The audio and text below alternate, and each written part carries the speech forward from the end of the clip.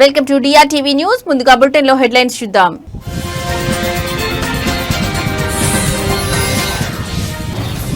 Group 1 పై Telangana high court కీలక తీర్పు. గతంలో ప్రకటించిన జనరల్ ర్యాంకింగ్ లిస్టు రద్దు.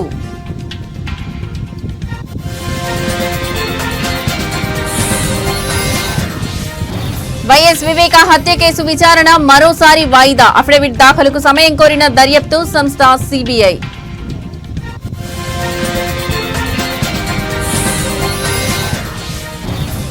ఆల్ టైమ్ రికార్డ్ బద్దలు కొట్టిన బంగారం. చరిత్రలో తొలిసారిగా 24 క్యారెట్ల పసిడి ధర 1,10,000.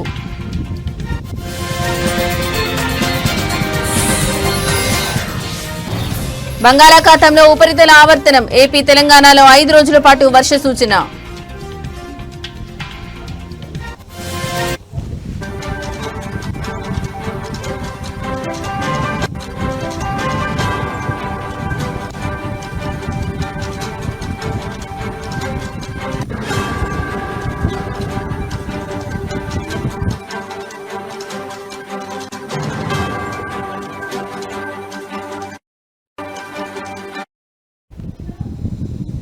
రైట్, ఇక బ్రేకింగ్ న్యూస్ చూస్తున్నాం. గ్రూప్ 1 పై తెలంగాణ హైకోర్టు సంచలన తీర్పు వెలువరించింది. గ్రూప్ 1 పిటిషన్లను కొట్టివేసిన తెలంగాణ హైకోర్టు మెయిన్స్ పరీక్ష పేపర్లను రివాల్యుయేషన్ చేయాలని టీజీపీఎస్సీకి ఆదేశం. రీవాల్యుయేషన్ ఆధారంగా ఫలితాలు వెల్లడించాలని టీజీపీఎస్సీకి ఆదేశం. సాధ్యం కాకపోతే పరీక్షలు మళ్లీ నిర్వహించాలన్న హైకోర్టు మెయిన్స్ మెరిట్ లిస్టును హైకోర్టు రద్దు చేసింది. మూల్యాంకనంలో అక్రమాలు జరిగాయని, పరీక్షలు రద్దు చేయాలని కొందరు అభ్యర్థులు హైకోర్టులో పిటిషన్ దాఖలు చేశారు. 2023 అక్టోబర్ 21 నుంచి 27 వరకు జరిగిన గ్రూప్ 1 మెయిన్స్ పరీక్షలకు 21,000 మంది విద్యార్థులు హాజరయ్యారు. ఆ పరీక్షల ఫలితాలను టీజీపీఎస్సీ ఈ ఏడాది మార్చి 10న విడుదల చేసింది. ఈ ఫలితాల్లో అభ్యర్థులకు వచ్చిన మార్కులపై అనేక అనుమానాలు తలెత్తాయి.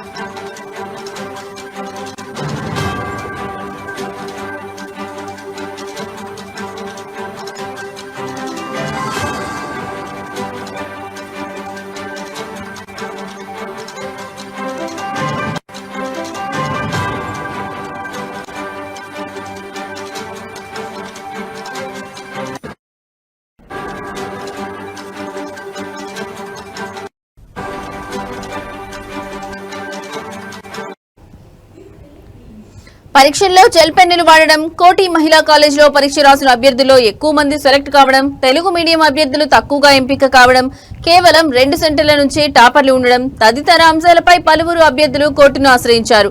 పరీక్షలు రద్దు చేయొద్దని కోర్టులో పిటిషన్ వేసిన ఉద్యోగాలకు ఎంపికైన అభ్యర్థులు ఇప్పటికే ఇరువురు పిటిషన్ల వాదనలు విన్న న్యాయస్థానం ఇవాళ తెలంగాణ హైకోర్టు మెయిన్స్ పరీక్షలు మళ్లీ నిర్వహించాలని తుది తీర్పును వెల్లడించింది. 563 గ్రూప్ 1 పోస్టుల భర్తీకి నియామక పరీక్ష నిర్వహించిన టీజీపీఎస్సీ 10th మార్చిన మార్క్స్ ను అభ్యర్థుల లాగిన్ ఐడీలకు పంపించిన టీజీపీఎస్సీ వచ్చిన మార్కులపై అభ్యంతరాలు ఉంటే రీకౌంటింగ్ కి అవకాశం ఇచ్చిన సర్వీస్ కమిషన్, మార్చి 24 వరకు రీకౌంటింగ్ కి అవకాశం ఇచ్చిన సర్వీస్ కమిషన్, ఈ ఏడాది మార్చి 30న జనరల్ ర్యాంకింగ్ లిస్టు విడుదల చేసిన సర్వీస్ కమిషన్.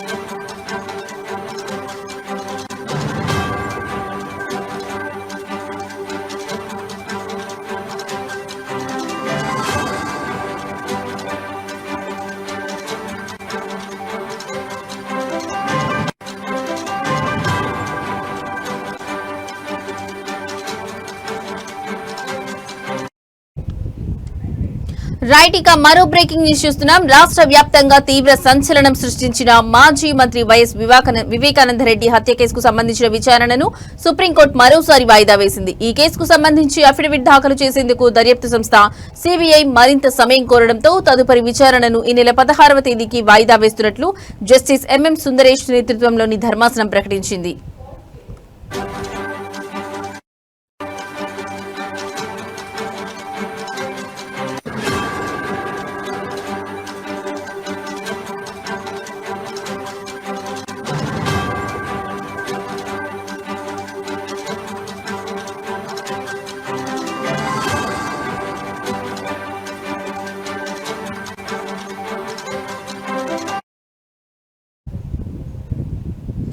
వివేక హత్య కేసులో కుట్ర కోణంపై తదుపరి దర్యాప్తు అవసరమా లేదా అనే విషయంపై స్పష్టత ఇవ్వాలని గత విచారణ సందర్భంగా సుప్రీంకోర్టు సీబీఐని ఆదేశించిన సంగతి తెలిసిందే. దీనిపై తమ వాదనలు వినిపించేందుకు సిద్దం కావాల్సి ఉందని సీబీఐ తరపున అదనపు సొలిసిటర్ జనరల్ ఎస్వీ రాజు కోర్టుకు విన్నవించారు. అఫిడవిట్ దాఖలు చేసేందుకు కొంత గడువు కావాలని ఆయన అభ్యర్థించారు.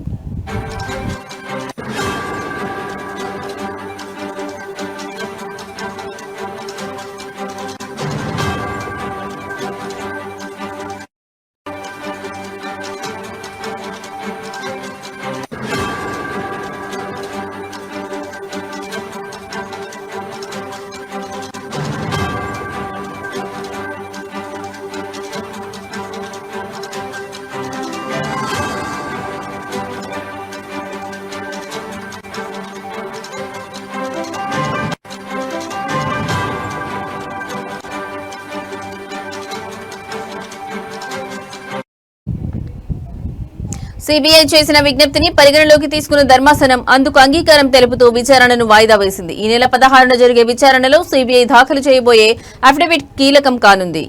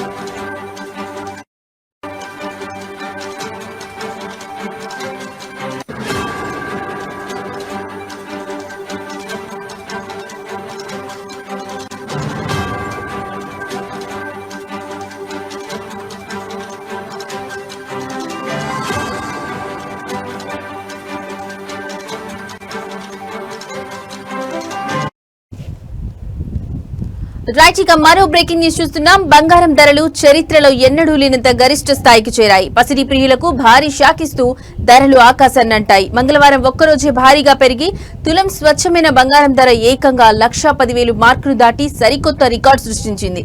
వెండి ధరలు కూడా అదే దారిలో పయనిస్తూ కొనుగోలుదారులకు చుక్కలు చూపిస్తున్నాయి.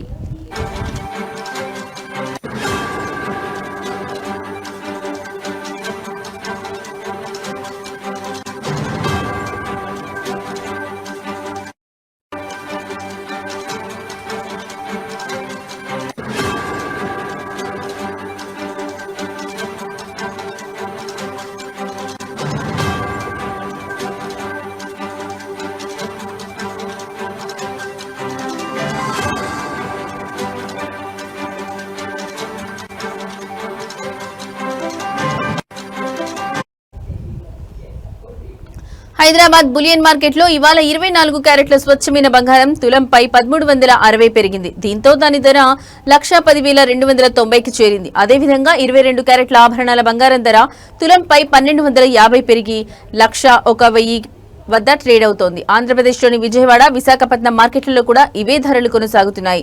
బంగారంతో పాటే వెండి ధరలు కూడా భగ్గుమన్నాయి. హైదరాబాద్ మార్కెట్లో కిలో వెండిపై ఒక్కరోజే 3,000 పెరగడంతో దాని ధర 1,40,000 వద్దకు చేరింది. ఒకే రోజు ఇంత భారీ స్థాయిలో ధరలు పెరగడంతో బంగారం కొనాలనుకునే సామాన్య మధ్యతరగతి ప్రజలు ఆందోళన వ్యక్తం చేస్తున్నారు.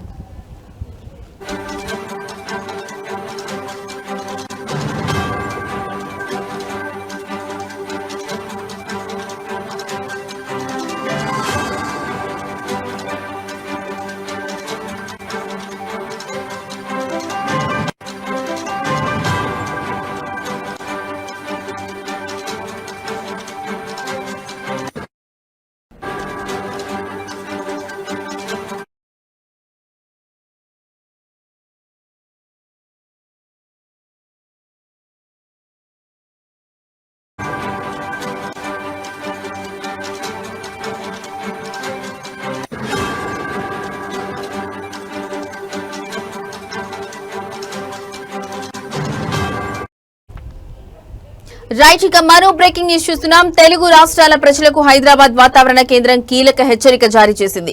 బంగాళాఖాతంలో ఏర్పడనున్న అల్పపీడనం కారణంగా రానున్న 5 రోజుల పాటు ఆంధ్రప్రదేశ్, తెలంగాణ రాష్ట్రాల్లో భారీ నుంచి అతి భారీ వర్షాలు కురిసే అవకాశం ఉందని స్పష్టం చేసింది. ప్రజలు, రైతులు అప్రమత్తంగా ఉండాలని అధికారులు సూచించారు.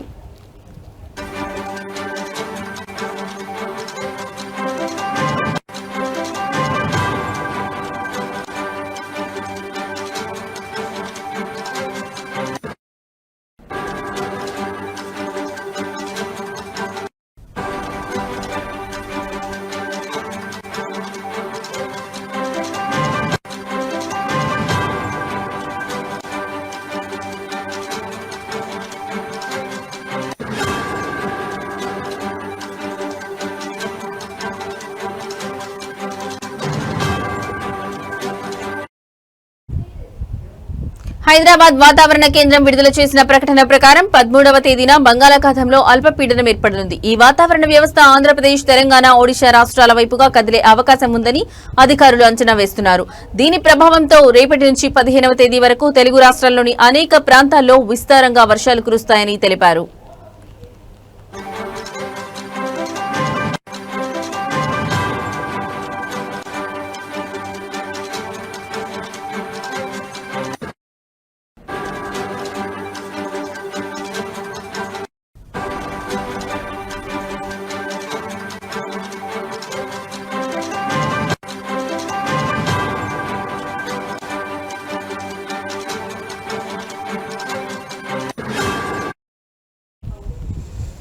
కొన్ని చోట్ల కుండపోత వర్షాలు నమోదయ్యే అవకాశం ఉందని, వర్షాలతో పాటు బలమైన ఈదురుగాలులు కూడా వీస్తాయని వాతావరణ శాఖ హెచ్చరించింది. ఇక తెలంగాణలోని పలు జిల్లాల్లో ఈ నెల 14వ తేదీ వరకు తేలికపాటి నుంచి మోస్తారు వర్షాలు కురుస్తాయని వివరించింది. ఆదిలాబాద్, నిజామాబాద్, కరీంనగర్, వరంగల్, ఖమ్మం, నల్గొండ సహా పలు జిల్లాల్లో ఈ వర్షాలు నమోదవుతాయని పేర్కొంది.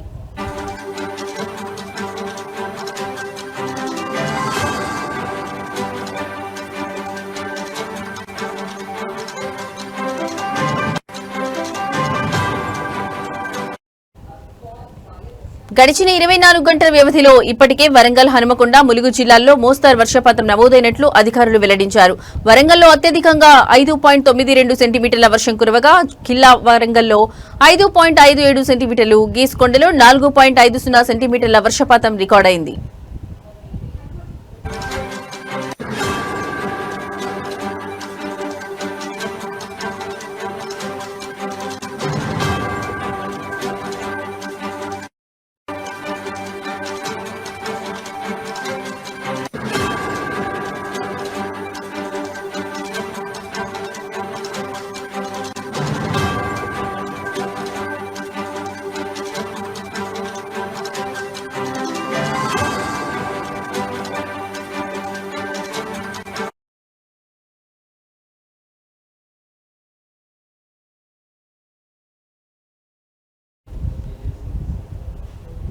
తెలంగాణలో రైతులు ప్రస్తుతం తీవ్రమైన యూరియా కొరతను ఎదుర్కొంటున్నారు. పంటలకు అత్యవసరమైన యూరియా కోసం రైతులు సొసైటీల వద్ద పడిగాపులు కాస్తున్నారు. గతంలో ఎన్నడూ లేని విధంగా రైతులు యూరియా కోసం పడరాని పాట్లు పడుతున్నారు. కరీంనగర్ జిల్లా హుజూరాబాద్ మండలం చేల్పూరు గ్రామ వ్యవసాయ ప్రాథమిక సహకార సంఘం, జమ్మికుంట మండలం కోరపల్లి గ్రామ సొసైటీ వద్ద వేకువజాము నుండే యూరియా కోసం పడిగాపులు కాస్తున్నారు రైతులు. యూరియా వస్తుందన్న సమాచారంతో ఉదయం 4 గంటల నుండే మహిళా, పురుష రైతులు వేరువేరుగా చెప్పులు క్యూ లైన్ లో పెట్టి వేచి చూస్తున్నారు. వేల రూపాయల పెట్టుబడి పెట్టి యూరియా బస్తాలు దొరకక పంటలు ఎండిపోయే పరిస్థితి ఏర్పడిందని ఆవేదన వ్యక్తం చేశారు.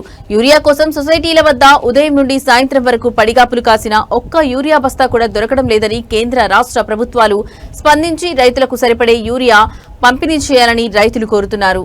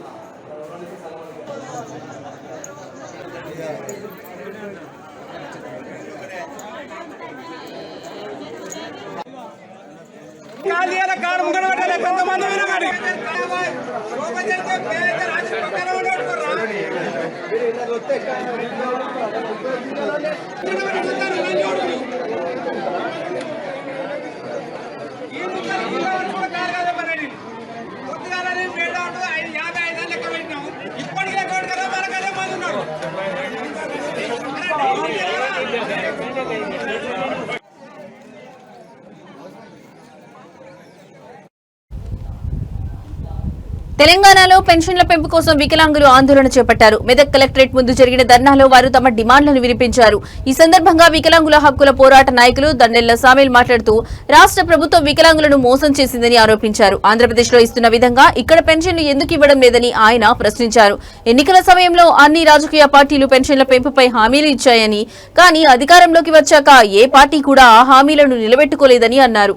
ఈ పోరాటానికి మద్దతుగా ఎంఆర్పీఎస్ జాతీయ అధ్యక్షులు మందకృష్ణ మాదిగ మాట్లాడుతూ ఇల్లు, పెళ్లి, వైద్యం, విద్య, ఉద్యోగం వంటి అంశాలపై కూడా ప్రభుత్వం దృష్టి సారించాలని అన్నారు. ఆగస్టు 24న జరిగే వికలాంగుల మహాగర్జనను విజయవంతం చేయాలని ఆయన పిలుపునిచ్చారు. మెదక్ జిల్లాలోని పెన్షన్ లబ్ధిదారులంతా నర్సాపూర్లో జరిగే సమావేశంలో పాల్గొని పోరాటానికి మద్దతు ఇవ్వాలని దండోళ్ల సామేల్ కోరారు.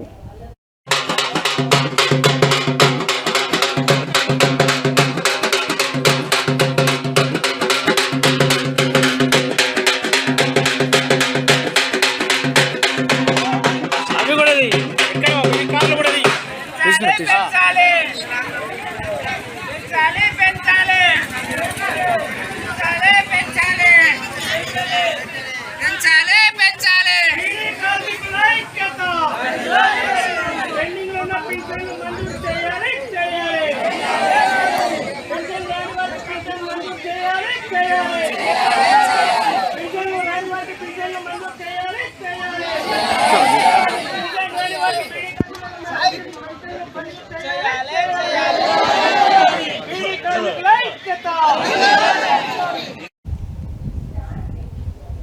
సంపూర్ణ అక్షరాస్యతతోనే దేశం అభివృద్ధి పథంలో దూసుకెళ్తుందన్నారు శ్రీకాకుళం ఎమ్మెల్యే గొండు శంకర్. శ్రీకాకుళం జిల్లా సింగుపురం జెడ్పీహెచ్ పాఠశాలలో 59వ అంతర్జాతీయ అక్షరాస్యత దినోత్సవం జరిగింది. ఎమ్మెల్యే సర్పంచ్ గుండా ఆదిత్యనాయుడు జ్యోతి ప్రజ్వలన చేసి కార్యక్రమాన్ని ప్రారంభించారు. ఈ సందర్భంగా ఎమ్మెల్యే మాట్లాడుతూ నిరక్షరాస్యత సమాజానికి పెద్ద మైనస్ అని, బడి ఈడు పిల్లలను ఎట్టి పరిస్థితుల్లోనూ బడుల్లోనే ఉంచాలని సూచించారు. చదువును మధ్యలో ఆపేసిన వారికి మళ్లీ చదువును కొనసాగించేలా ప్రోత్సహించాలన్నారు. అక్షరాస్యత ఉన్నప్పుడే మన హక్కులు విధులు అర్థమవుతాయని, అవగాహన పెరుగుతుందని చెప్పారు. వయోజనులకు విద్య అవసరం ఉందని, వారిని అక్షరాస్యులుగా చేయడం ద్వారా ప్రభుత్వ పథకాలపై అవగాహన పెంపొందుతుందని తెలిపారు. పిల్లలు చెప్పడం జరిగింది. ఒక వ్యక్తి అక్షరాస్యుడైనప్పుడు అతను కేవలం అక్షరాలు నేర్చుకోవడమే కాక కొత్త లోకాన్ని చూస్తాడు. తన గురించి, తన చుట్టూ ఉన్న ప్రపంచం గురించి తెలుసుకుంటాడు. అది కేవలం చదువు వల్ల మాత్రమే సాధ్యం. సరైన నిర్ణయాలు తీసుకోవడానికి శక్తిని పొందుతాడు. మరియు ఆర్థికంగా, సామాజికంగా ఎదిగే అవకాశాలను కూడా కల్పించుకుంటాడు చదువుకున్న వ్యక్తి. అక్షరాస్యత అనేది వ్యక్తికి స్వయం అభివృద్ధికి, ఆత్మవిశ్వాసానికి మరియు సమాజంలో గౌరవంగా జీవించడానికి అవసరమైనటువంటి సాధనం. విద్య అనేది ప్రతి ఒక్కరి ప్రాథమిక హక్కు. అక్షరాస్యత ఆ హక్కుకు పునాది. మహిళా అక్షరాస్యత పట్ల మనం ప్రత్యేక శ్రద్ధ తీసుకోవాలి. ఒక మహిళ అక్షరాస్యురాలు అయితే ఆ కుటుంబం మొత్తం విద్యావంతులు అవుతారు. అలాగే సమాజం కూడా పురోగమిస్తుంది. ఎందరో మహానుభావులు చదువును ఆయుధంగా ఉపయోగించి సమాజాన్ని వెలిగించారు. వారిలో ఒకరు డాక్టర్ బాబాసాహెబ్ అంబేద్కర్. తెలంగాణలో యూరియా కొరత రైతులను తీవ్ర ఇబ్బందులకు గురిచేస్తుంది. హనుమకొండ జిల్లాలోని పరకాల రైతు వేదిక వద్ద వెలుగులోకి వచ్చిన ఒక ఘటన ఈ సమస్య తీవ్రతను స్పష్టం చేస్తోంది. జ్వరం వచ్చినా తన చిన్నారి కూతురికి సిరప్ తాగిస్తూ ఒక మహిళా రైతు యూరియా కోసం గంటల తరబడి పడిగాపులు కాసింది. యూరియా కోసం వేచి చూడాల్సిన దుస్థితి ఏర్పడడంతో ఇంట్లో పిల్లలను ఒంటరిగా వదిలి వెళ్లలేక వారిని కూడా వెంట తెచ్చుకోవాల్సి వచ్చిందని ఆ తల్లి ఆవేదన వ్యక్తం చేసింది. ఈ దృశ్యం ప్రస్తుతం సామాజిక మాధ్యమాల్లో వైరల్ అవుతోంది. రైతులు పంటల అవసరాల కోసం తీవ్ర ఇబ్బందులు పడుతున్నారని, ప్రభుత్వాలు వెంటనే స్పందించి ఈ సమస్యను పరిష్కరించాలని నెటిజన్లు డిమాండ్ చేస్తున్నారు.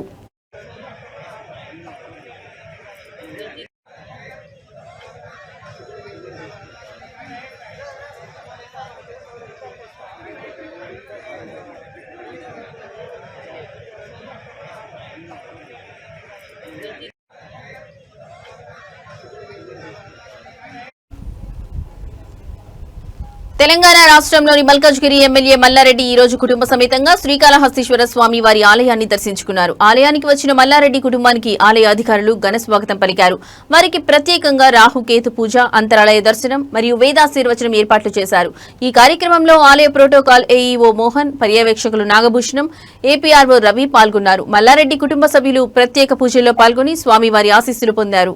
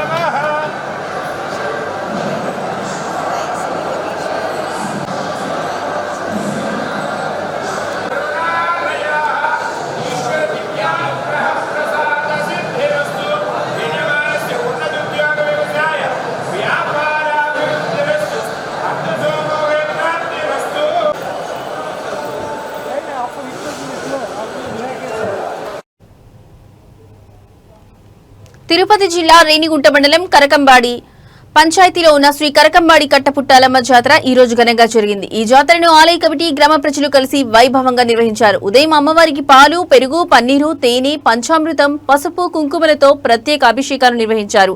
అమ్మవారిని ప్రత్యేక అలంకరణలో భక్తులకు దర్శన భాగ్యం కల్పించారు. భక్తులు పెద్ద సంఖ్యలో ఆలయానికి తరలివచ్చి అమ్మవారికి పొంగలు సమర్పించి మొక్కులు చెల్లించుకున్నారు. భక్తులకు ఎలాంటి అసౌకర్యం కలగకుండా మంచినీళ్లు, మజ్జిగ ప్యాకెట్లు పంపిణీ చేశారు.